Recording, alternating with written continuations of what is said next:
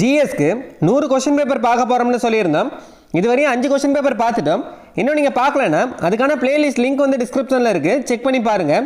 இந்த வீடியோவில் 6வது கொஸ்டின் பேப்பர் பார்க்க போகிறோம். ஸோ ஸ்கிப் பண்ணாமல் கடைசி வரையும் பாருங்கள். இந்த கொஸ்டின் பேப்பர் வந்து யூனிட் 4லேருந்து, அதாவது இந்தியன் பாலிட்டிலேருந்து இருக்கும். மொத்தமாக 75 கொஸ்டின் இருக்கும். இந்த 75 கொஸ்டினில் எவ்வளோ கொஸ்டினுக்கு உங்களால் ஆன்சர் பண்ண முடியுதுன்னு மறக்காமல் கமெண்ட் பண்ணுங்கள்.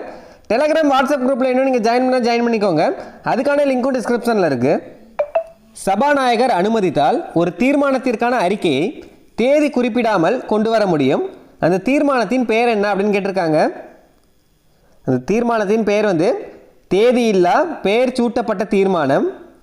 சபாநாயகர் வந்து அனுமதித்தால் ஒரு தீர்மானத்திற்கான அறிக்கையை வந்து தேதி குறிப்பிடாமல் கொண்டு வர முடியும். அந்த தீர்மானத்தின் பெயர் வந்து தேதியில்லா பெயர் சூட்டப்பட்ட தீர்மானம். இந்திய பாராளுமன்றம் எத்தனை அவைகளை கொண்டதாகும்? இந்திய பாராளுமன்றம் வந்து 2 அவைகளை கொண்டுள்ளது. ஒன்று வந்து மக்களவை, 2வது வந்து மாநிலங்களவை, அதாவது லோக்சபா, ராஜ்யசபா. 8வது லோக்சபா பொது தேர்தல் நடைபெற்ற காலம்.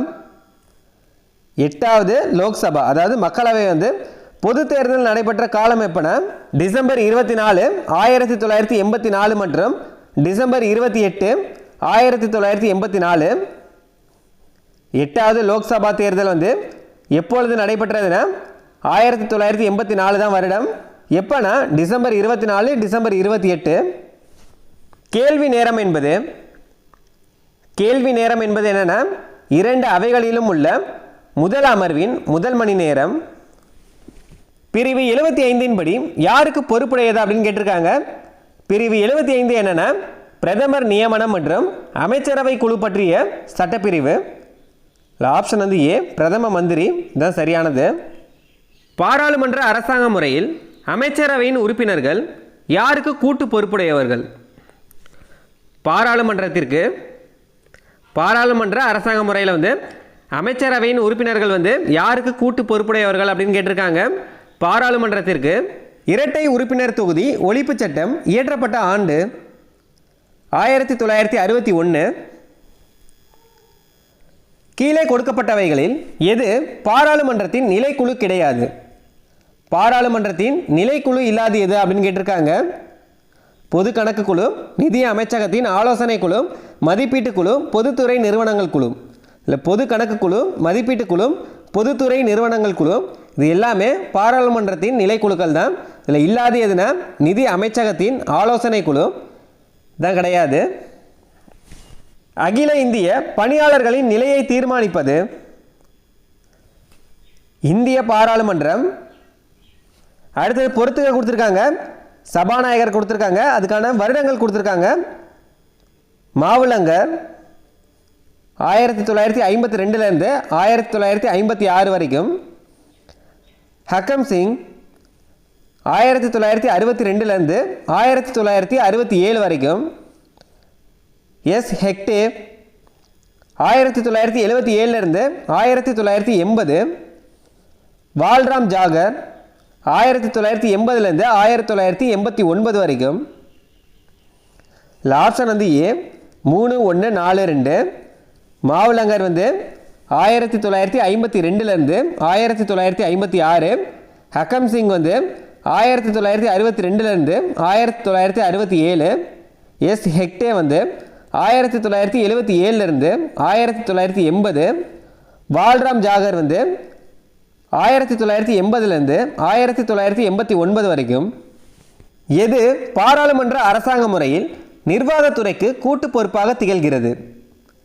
பாராளுமன்ற அரசாங்க முறையில் வந்து நிர்வாகத்துறைக்கு வந்து கூட்டு பொறுப்பாக திகழ்வது எது அப்படின்னு கேட்டிருக்காங்க. பாராளுமன்றம் தான். கீழ்கண்டவற்றுள் பாராளுமன்ற முறையில் இல்லாது எது? பெரும்பான்மை கொண்ட கட்சியின் ஆட்சி, பிரதமரின் தலைமை, கீழவையை கலைக்கும் அதிகாரம், ஒற்றை தலைமை. இதில் எது வந்து பாராளுமன்ற முறையில் இல்லாது அப்படின்னு கேட்டிருக்காங்க. இதில் இல்லாது எதுனா ஒற்றை தலைமை தான் இல்லாது. முதலில் தன் பதவியை ராஜினாமா செய்த இந்திய பிரதமர் மொரார்ஜி தேசாய். ராஜ்யசபா என்பது பாராளுமன்றத்தின் எந்த அவையாகும்? மேலவை.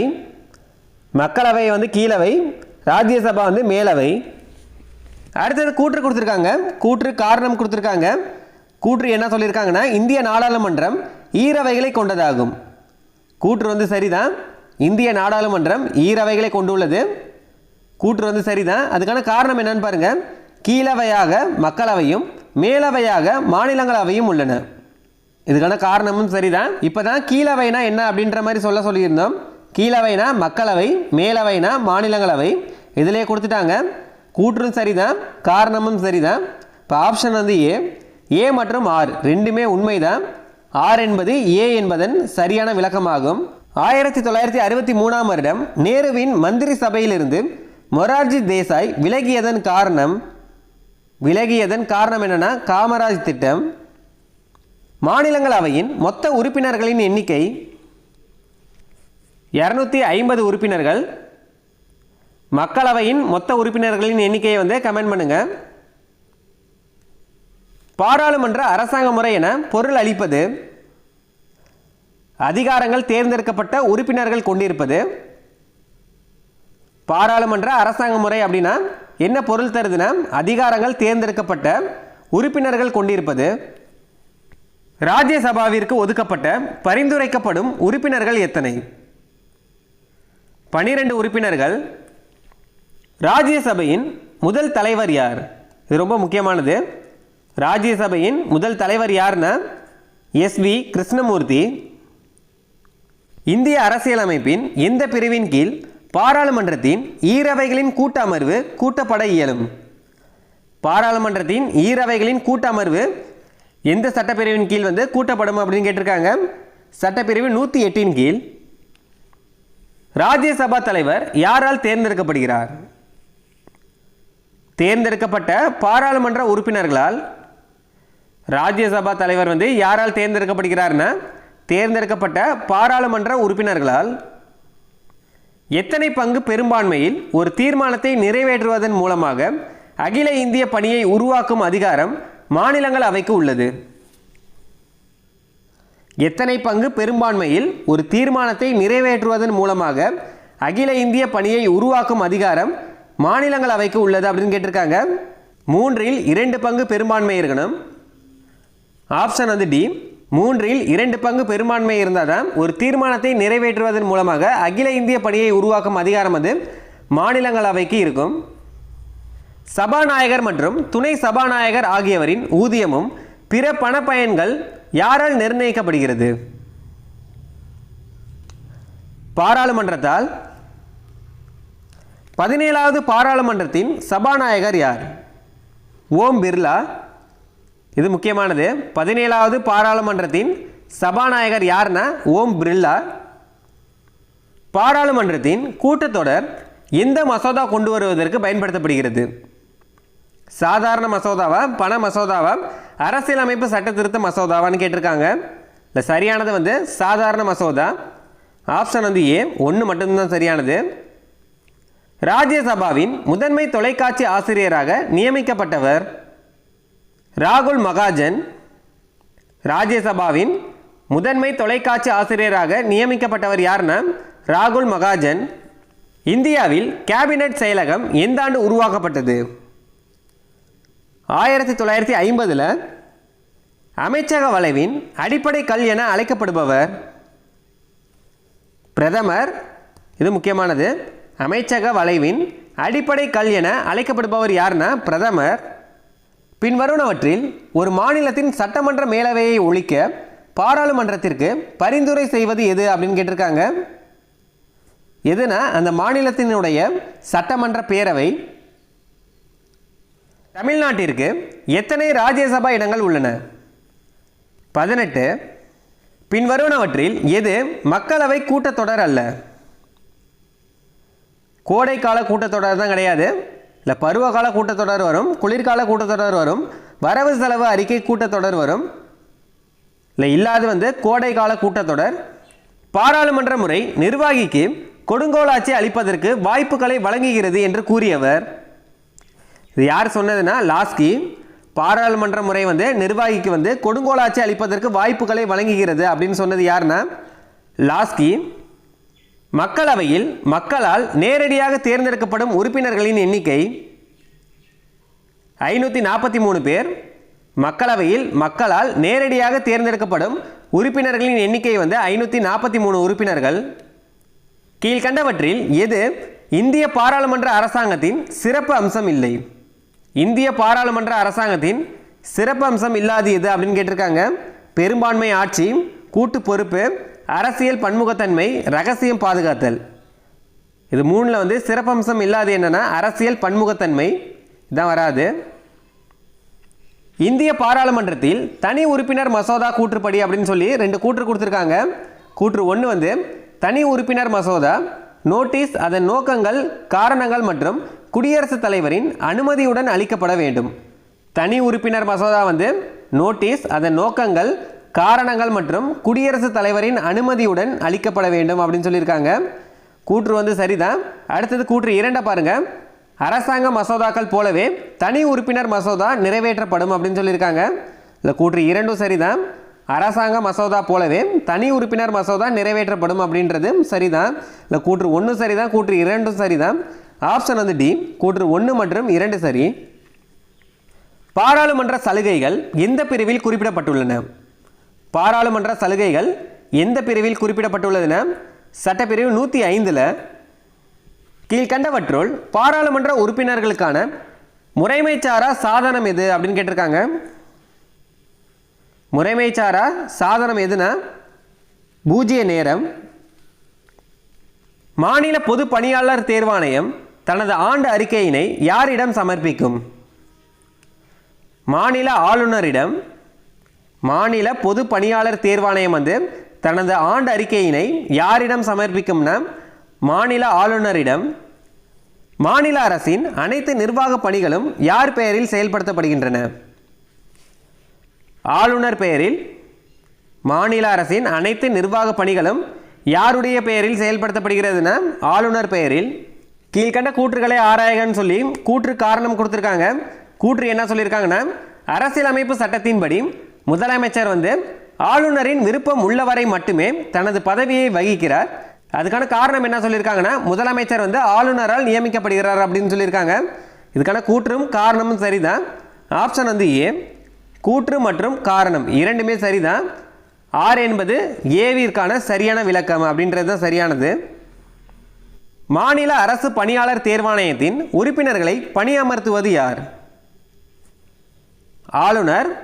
மாநில அரசு பணியாளர் தேர்வாணையத்தின் உறுப்பினர்களை பணி அமர்த்துவது யாருன்னா ஆளுநர். ஒரு மாநில ஆளுநர் உண்மையான நிர்வாக தலைவராக இருக்கும் காலம் அவசர நிலை காலங்களில். ஒரு மாநில ஆளுநர் உண்மையான நிர்வாக தலைவராக இருக்கும் காலம் எதுனா அவசர நிலை காலங்களில். அடுத்தது பொறுத்துக்க கொடுத்துருக்காங்க. பிரிவு 370 ஜம்மு மற்றும் காஷ்மீர் சிறப்பு அந்தஸ்து வழங்கப்பட்டதுக்கான சட்டப்பிரிவு அது. பிரிவு 153 ஆளுநர். பிரிவு 163 முதலமைச்சர். பிரிவு 170 சட்டப்பேரவை.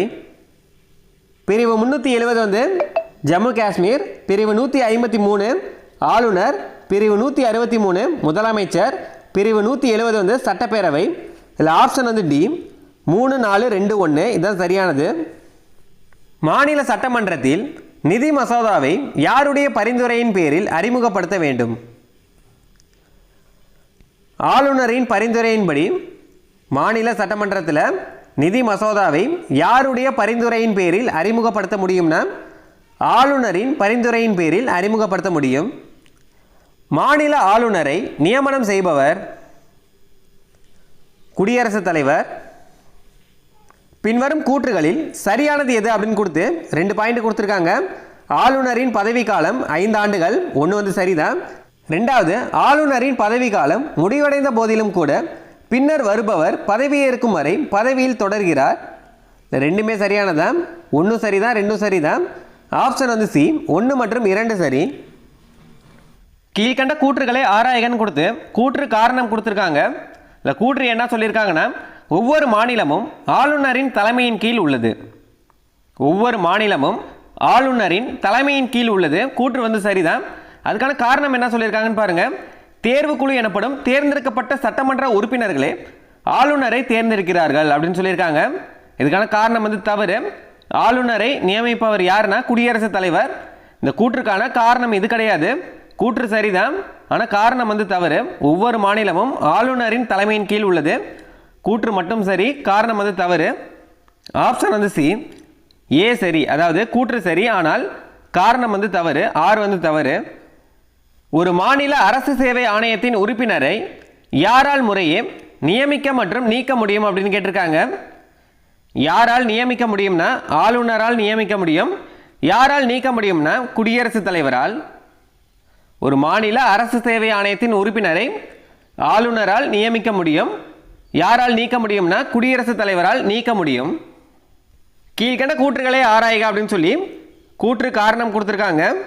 ஆளுநர் மற்றும் அமைச்சரவைக்கு இடையே தகவல் தொடர்பு பாலமாக செயல்படுபவர் முதல்வர் ஆவார். ஆளுநர் மற்றும் அமைச்சரவைகளுக்கு இடையே தகவல் தொடர்பு பாலமாக செயல்படுபவர் யாருன்னா முதலமைச்சர் அப்படின்னு கொடுத்துருக்காங்க. இல்லை கூற்று வந்து சரிதான். அதுக்கான காரணம் என்ன சொல்லியிருக்காங்கன்னு பாருங்க. மாநில அமைச்சரவை குழுக்கு தலைவராக செயல்படுபவர் முதல்வர் ஆவார். மாநில அமைச்சரவை குழுக்கு தலைவர் யாருன்னா முதல்வர் அப்படின்னு சொல்லியிருக்காங்க. இந்த கூற்றுக்கான காரணமும் சரிதான், கூற்று சரிதான், காரணமும் சரிதான். ஆப்ஷன் வந்து பி, ஏ மற்றும் ஆர் ரெண்டுமே சரிதான். ஏக்கு சரியான விளக்கம் ஆர் ஆகும். அதாவது இந்த கூற்றுக்கு சரியான விளக்கம் வந்து இந்த காரணம் அப்படின்னு சொல்லியிருக்காங்க. இதில் பி தான் சரியானது. நிதிநிலை அறிக்கை மாநிலங்களுக்கு அனுமதி யாரிடம் பெற வேண்டும்? ஆளுநரிடம். மாநில சட்டமன்றத்தை கலைக்கும் அதிகாரம் மாநில ஆளுநருக்கு உள்ளதா இல்லையா அப்படின்னு கேட்டிருக்காங்க. மாநில சட்டமன்றத்தை கலைக்கும் அதிகாரம் மாநில ஆளுநருக்கு உள்ளது. இதில் ஆம் தான் வரும். மாநில ஆளுநர் குடியரசுத் தலைவரால் எந்த பிரிவின் அடிப்படையில் நியமிக்கப்படுகிறார்? மாநில ஆளுநர் குடியரசுத் தலைவரால் எந்த சட்டப்பிரிவின் அடிப்படையில் நியமிக்கப்படுகிறார்னா சட்டப்பிரிவு 155. இது முக்கியமானது. பின்வரும் அரசியலமைப்பு அதிகார அமைப்புகளில் குடியரசுத் தலைவர் விரும்பும் வரை மட்டுமே பதவியில் இருக்கக்கூடியவர். குடியரசுத் தலைவர் விரும்பும் வரை மட்டுமே பதவியில் இருக்கக்கூடியவர் யாருன்னா மாநில ஆளுநர். குடியரசுத் தலைவரின் ஒப்புதலுக்கு ஆளுநர் எந்த பிரிவின் படி ஒரு மசோதாவை ஒதுக்கி வைக்கலாம்? குடியரசுத் தலைவரின் ஒப்புதலுக்கு ஆளுநர் எந்த பிரிவின் படி ஒரு மசோதாவை ஒதுக்கி வைக்கலாம் அப்படின்னு கேட்டிருக்காங்க. எந்த சட்டப்பிரிவுனா சட்டப்பிரிவு 201 படி. அவசர சட்டங்களை வெளியிடுபவர் ஆளுநர். அவசர சட்டங்களை வெளியிடுபவர் யாருன்னா ஆளுநர். இந்திய அரசியலமைப்பின் எந்த பகுதியில் மாநில அரசாங்கம் பற்றி விவரிக்கப்படுகிறது? ஆறாம் பகுதியில் மாநில அரசாங்கம் பற்றி எந்த பகுதியில் விவரிக்கப்படுகிறதுனா ஆறாம் பகுதியில். எந்த அரசியல் சட்டப்பிரிவின்படி ஆளுநர் சட்டமன்றம் கூடாத போது இடைக்கால சட்டங்களை இயற்றலாம்? ஆளுநர் சட்டமன்றம் கூடாத போது இடைக்கால சட்டங்களை இயற்ற எந்த சட்டப்பிரிவு உள்ளது அப்படின்னு கேட்டிருக்காங்க. சட்டப்பிரிவு 213. தனது சிறப்பதிகாரத்தை தவறாக பயன்படுத்திய ஆளுநர்கள் 2 பேர். ராம்லால், அடுத்தது வந்து ஜக்மோகன். இல்லை ரெண்டுமே தான், 2 மற்றும் 3 சரி. ஆப்ஷன் வந்து பி. அடுத்தது கூற்று காரணம் கொடுத்துருக்காங்க. குடியரசுத் தலைவர் விரும்பும் வரை ஆளுநர் பதவியில் நீடிப்பார். இல்லை கூற்று வந்து சரிதான். குடியரசுத் தலைவர் விரும்பும் வரை ஆளுநர் வந்து பதவியில் நீடிப்பார். அதுக்கான காரணம் என்ன சொல்லியிருக்காங்கன்னு பாருங்க. மாநில ஆளுநரை குடியரசுத் தலைவர் நியமிக்கிறார் அப்படின்னு சொல்லியிருக்காங்க. அதுக்கான காரணமும் சரிதான். மாநில ஆளுநரை யார் நியமிக்கிறார் அப்படின்னா குடியரசுத் தலைவர் தான். மாநில ஆளுநருக்கான சட்டப்பிரிவு என்ன? நியமனத்திற்கான சட்டப்பிரிவு என்னன்னா 155. இல்லை கூற்று சரிதான், காரணமும் சரிதான். ஆப்ஷன் வந்து ஏ. ஏ மற்றும் ஆர் இரண்டுமே சரிதான். ஆர் என்பது வந்து ஏயின் சரியான விளக்கம். நிதிநிலை அறிக்கை மாநிலங்களுக்கு அனுமதி யாரிடம் பெற வேண்டும் அப்படின்னு கேட்டிருக்காங்க. ஆளுநரிடம். இந்த கொஸ்டின் ஏற்கனவே பார்த்துட்டோம். நிதிநிலை அறிக்கை மாநிலங்களுக்கு அனுமதி யாரிடம் பெற வேண்டும்னா ஆளுநரிடம். கீழ்கண்ட கூற்றுகளை ஆராய்கன்னு 4 பாயிண்ட் கொடுத்துருக்காங்க. ஆளுநர் குடியரசுத் தலைவரால் நியமிக்கப்படுகிறார். இல்லை ஒன்று வந்து சரிதான், நமக்கே தெரியும். ஆளுநர் வந்து குடியரசுத் தலைவரால் நியமிக்கப்படுகிறார். 2வது, அவர் மத்திய அரசாங்கத்தால் நியமனம் செய்யும் ஒரு நபர் ஆவார். 2 சரிதான். ஆளுநர் வந்து மத்திய அரசாங்கத்தால் நியமனம் செய்யும் நபர் தான். மூணாவது, வரைவு அரசியலமைப்பு சட்டம் ஆளுநர் நியமனத்திற்கு மறைமுக தேர்தல் முறையை வழங்குகிறது அப்படின்னு சொல்லியிருக்காங்க. இல்லை 3 வந்து தவறு. வரைவு அரசியலமைப்பு சட்டம் வந்து முன்னாடி ஆளுநர் நியமனத்திற்கு நேரடி தேர்தல் முறையை தான் வழங்குனுச்சு. அதுக்கப்புறமேட்டு என்ன பண்ணாங்கன்னா குடியரசுத் தலைவரால் நியமிக்கப்பட்டார். இப்போ வந்து மாற்றிட்டாங்க. 4, அரசியலமைப்பு நிர்ணய சபை ஆளுநர் தேர்தலுக்கு மறைமுக நியமன முறையை எடுத்துக்கொண்டது. இல்லை 4 வந்து சரி. அரசியலமைப்பு நிர்ணய சபை வந்து ஆளுநர் தேர்தலுக்கு மறைமுக நியமன முறையை எடுத்துக்கொண்டது. இல்லை 1, 2, 4 சரி. ஆப்ஷன் வந்து சி 1, 2 மற்றும் 4 சரி. பிரிவு 200 எதை விளக்குகிறது? பிரிவு 200 எதை விளக்குகிறது அப்படின்னு கேட்டிருக்காங்க. ஆளுநர் மசோதாவை குடியரசுத் தலைவரின் ஒப்புதலுக்காக வைத்துக்கொள்ளல். ஆளுநர் வந்து மசோதாவை குடியரசுத் தலைவரின் ஒப்புதலுக்காக வைத்துக்கொள்ளும் சட்டப்பிரிவு தான் சட்டப்பிரிவு 200. பின்வருவனவற்றுள் எது சரியாக பொருந்தியுள்ளது அப்படின்னு கேட்டிருக்காங்க. குடியரசுத் தலைவர் அரசியலமைப்பின் பாதுகாவலர் அப்படின்னு சொல்லியிருக்காங்க. இல்லை ஏ வந்து தவறு. அரசியலமைப்பின் பாதுகாவலர் யாருன்னா உச்சநீதிமன்றம். அடுத்தது, முதலமைச்சர் ஆளுநரால் நியமிக்கப்படுகிறார். இல்லை பி தான் சரியானது. முதலமைச்சர் வந்து ஆளுநரால் நியமிக்கப்படுகிறார். பி வந்து சரியானது. இல்லை சரியாக பொருந்தியுள்ளது எதுன்னு தான் கேட்டிருக்காங்க. பி தான் சரியானது. உச்சநீதிமன்றம் சிறப்பான அடையாளங்கள், இது தவறு. தேசிய கீதம் வந்து பக்கிம் சந்திர சட்டர்ஜி அப்படின்னு கொடுத்துருக்காங்க. இதுவும் தவறு தான். தேசிய கீதத்தை வந்து எழுதியவர் யாருன்னா ரவீந்திரநாத் தாகூர். அரசியலமைப்பு சட்டப்பிரிவு 170 படி மாநில சட்டமன்ற உறுப்பினர்களின் உயர் எண்ணிக்கை. அரசியலமைப்பு சட்டப்பிரிவு 170 படி மாநில சட்டமன்ற உறுப்பினர்களின் அதிகபட்ச எண்ணிக்கை என்ன அப்படின்னு கேட்டிருக்காங்க. 500க்கு மிகாமலும் 60க்கு குறையாமலும் இருக்க வேண்டும். 500க்கும் அதிகமாக இல்லாமலும் 60க்கு குறையாமலும் இருக்க வேண்டும். மாநில அரசியல் அமைச்சர்கள் யாருக்கு கட்டுப்பட்டவர்கள் ஆவார்? சட்டமன்றத்திற்கு. மாநில அரசியல் அமைச்சர்கள் வந்து யாருக்கு கட்டுப்பட்டவர்கள்னா சட்டமன்றத்திற்கு. ஒரு மாநிலத்தில் பண மசோதா எங்கு அறிமுகப்படுத்தப்படுகிறது? சட்டப்பேரவையில் மட்டுமே. ஒரு மாநிலத்தில் பண மசோதா வந்து எங்கு அறிமுகப்படுத்தப்படுகிறதுனா சட்டப்பேரவையில் மட்டுமே. கீழ்கண்டவற்றில் 4 மாநிலங்களிலும் சட்டமன்ற மேலவையை கொண்ட சரியான தேர்வு எது அப்படின்னு கேட்டிருக்காங்க. 4 மாநிலங்களிலும் சட்டமன்ற மேலவையை கொண்ட சரியான தேர்வு அப்படின்னு கொடுத்து 4 ஆப்ஷன் இருக்கு. இல்லை சரியானது என்னன்னா ஜம்மு காஷ்மீர், பீகார், உத்தரப்பிரதேசம், மகாராஷ்டிரா. இந்த 4 மாநிலங்களும் தான் வரும். மாநிலத்தில் அமைச்சரவை எதற்கு பொறுப்புடையதாக உள்ளது? மாநிலம் அப்படின்னு வந்திருக்கு. மாநிலத்தில் அமைச்சரவை வந்து எதற்கு பொறுப்புடையதாக உள்ளதுன்னா சட்டமன்றத்திற்கு. மாநில சட்டப்பேரவையில் அதிகபட்சமாக அனுமதிக்கப்பட்ட உறுப்பினர் எண்ணிக்கை. இப்போதான் பார்த்தோம். அதிகபட்சமாகனா 500 உறுப்பினர்கள், குறைந்தபட்சம்னு கேட்டாங்கன்னா 60 உறுப்பினர்கள். எந்த ஆண்டு தமிழ்நாடு சட்டமேலவை நீக்கப்பட்டது? 1986. கீழ்கண்டவற்றில் ஈரடுக்கு சட்டமன்றம் இல்லாத மாநிலம். ஈரடுக்கு சட்டமன்றம் இல்லாத மாநிலம் எதுனா மத்திய பிரதேசம். ஈரடுக்கு சட்டமன்றம் உள்ள மாநிலம் எதுன்னு கேட்டாங்கன்னா உத்தரப்பிரதேசம், பீகார், கர்நாடகா இதெல்லாம் வரும். இதில் இல்லாத எதுன்னு தான் கேட்டிருக்காங்க. மத்திய பிரதேசம். கீழ்கண்டவற்றில் சட்டமன்ற மேலவை இல்லாத மாநிலம். சட்டமன்ற மேலவை இல்லாத மாநிலம் எதுனா மத்திய பிரதேசம். தமிழ்நாட்டில் தலைமை செயலகம் அமைந்துள்ள இடம் புனித ஜார்ஜ் கோட்டை. இது முக்கியமானது. தமிழ்நாட்டில் தலைமை செயலகம் அமைந்துள்ள இடம் எதுனா புனித ஜார்ஜ் கோட்டை.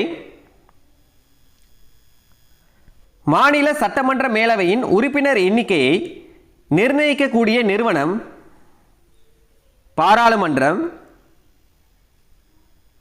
இதோட 6 கொஸ்டின் பேப்பர் பார்த்துருப்போம். கண்டிப்பாக உங்களுக்கு யூஸ்ஃபுல்லாக இருந்திருக்கும்.